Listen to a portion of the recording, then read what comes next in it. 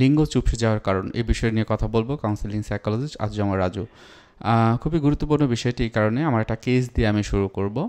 আমার কাছে একজনে আসেন, তার বিভিন্ন রকমের ডিপ্রেশন তার ভিতরে আছে, সে মনে করে, সে এটা বলেছিল তার ভিতরে কিছু অ্যাংজাইটিও আছে, কারণ ভবিষ্যৎ নিয়ে কিছু চিন্তা করে। যখন তাকে এক্সপ্লোর করলাম, কথাগুলো শুনতে পেলাম, তখন তার ভিতরে বিভিন্ন রকমের স্ট্রেস অ্যাংজাইটির কথা শুনতে পাই। এবং এই স্ট্রেস এবং অ্যাংজাইটির প্রেক্ষিতে তার ভিতরে একটা একটা খারাপ লাগা কাজ করে, হতাশাবোধ কাজ করে, বর্তমান সময়টা ভালো যাচ্ছে না, খুবই অস্বস্তির ভিতর দিয়ে যাচ্ছে, বুক দরফার করে, মাথা ব্যথা করে, মনে হচ্ছে শ্বাসটা বন্ধ হয়ে যাচ্ছে। তো এই ধরনের বিষয়গুলো কাজ করে।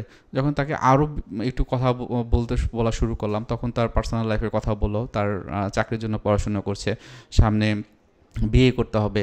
সো সেই ক্ষেত্রে তার লিঙ্গ যখন দেখে তখন সে এটাকে নেগেটিভভাবে দেখে।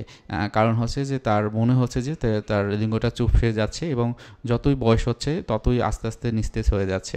সো এই ক্ষেত্রে আসলে কি করণীয়, তার জন্য এখানে থেরাপি নিতে আসছে, কাউন্সেলিং নিতে আসছে।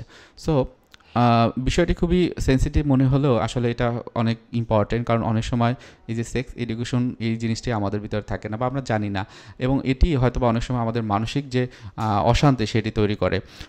অনেক পুরুষ বলেন যে তার পুরুষ লিঙ্গ যত বড় ছিল ততটা এখন নেই, এটা কিন্তু অনেকেই বলে, অনেকে বলে এটাকে চুপসে যায়। তাহলে কারণ কি? প্রথমত অনেক সময় মানুষের বয়স বৃদ্ধির সাথে সাথে এটি কিছুটা চুপসে যেতে পারে, তবে অনন্য বয়সের ক্ষেত্রে এটি হতে পারে, হবে না, ব্যাপারটা এরকম না। পুরুষ লিঙ্গের যে দৈর্ঘ্য এবং প্রস্থ বিভিন্ন কারণে তারতম্য দেখা যায়। যেমন আমার যে পেশেন্টের কথা বললাম, দেখা গিয়েছে যে তার স্ট্রেস অ্যাংজাইটি প্রচুর ছিল। এছাড়াও অনেকের দেখা যায় যে তাদের ভিতরে দেখা যায় যে এই যে মানসিক চাপ বা বিষণ্ণতা বা দুশ্চিন্তগ্রস্ত থাকা, এটা ব্রেনের ভিতরে যে কর্টিসল হরমোন রয়েছে সেটার লেভেলটা বেড়ে যায় এবং তখন তাদের ভিতরে আরও বেশি অস্থিরতা কাজ করে। অপরদিকে যখন এটি বেড়ে যায় তখন তাদের টেস্টোস্টেরন যে হরমোন সেটির পরিমাণটা কমে যায়। আপনারা জানেন টেস্টোস্টেরন হরমোনটা হচ্ছে একটা সেক্স হরমোন পুরুষদের ক্ষেত্রে। সো এইটাও কিন্তু অনেক সময় তাদের এই যে লিঙ্গ চুপসে যাওয়ার অন্যতম কারণ হিসেবে কাজ করে। আবার আরেকটা জিনিস যেটা কাজ করে সেটা হলো তারতম্য, অর্থাৎ আপনার যেই পরিবেশে থাকেন সেই পরিবেশের যে গরম এবং শীত এই দুটোর ভিত্তি করে হয়। অনেক সময় দেখা যায় যে গরমকালে লিঙ্গটা কিছুটা সামনের দিকে ঝুঁকে থাকে, কিন্তু শীতকালে সেটা শীতের এই যে থেকে বেঁচে থাকার জন্য, অর্থাৎ একটু সেভে থাকার জন্য ওই সময়টা কিন্তু চুপসে থাকে।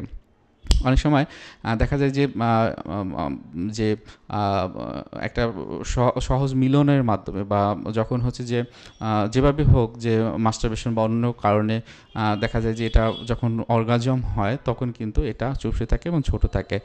কারণ হচ্ছে যে এই সময়টা যে ব্লাড সার্কুলেশনটা সেটা সর্বোচ্চ পরিমাণ থাকে এবং সেই সময় তার ইরেকটাল হয়, এবং যখন হচ্ছে যে এটা কমে যায় তখন দেখা যায় যে তার ভিতরে যে পেনিসের যে সাইজটা সেটি কমে যায়। এছাড়া অন্যান্য বিভিন্ন কারণে কিন্তু পেনিসের সাইজটা কমতে পারে, যেটি হচ্ছে যে অনেক সময় শরীরের ওজন যদি অনেক বৃদ্ধি হয়ে যায়, মোটা হয়ে যায়, তখন কিন্তু দেখা যায় যে ভুঁড়ি বা মেদ বেশি হলে তখন তার ভিতরে তার যে পেনিসের সাইজটা ভিতরে ঢুকে যায় এবং তখন তাদের বোঝা যায় যে তার হয়তো লিঙ্গটা চুপসে গিয়েছে।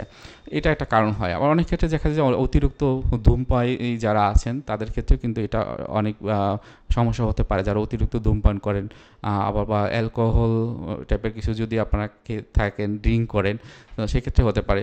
অনেক সময় দেখা যায় যে পুষ্টিকর খাবার যে বিষয়টি সেটি হয়তো বা থাকে না, হ্যাঁ, সেই পুষ্টির কারণে অনেক সময় কিন্তু এই ধরনের ইফেক্টটা ফেলে। সো সেই জন্য কী করার, আপনার প্রতিনিয়ত হাঁটাচলা ব্যায়াম এটি করবেন, অন্তত প্রতিদিন অন্তত 30 মিনিট করে হাঁটবেন, এবং সেটা যদি সম্ভব না হয় তাহলে অন্তত সপ্তাহে 3 থেকে 5 দিন আপনি হাঁটবেন। এটা শরীরের গঠনটা ঠিক রাখবে। বিভিন্ন রকমের এক্সারসাইজ রয়েছে, কিগাল এক্সারসাইজ রয়েছে, সেটি করতে পারেন, এটা খুবই ইফেক্টিভ।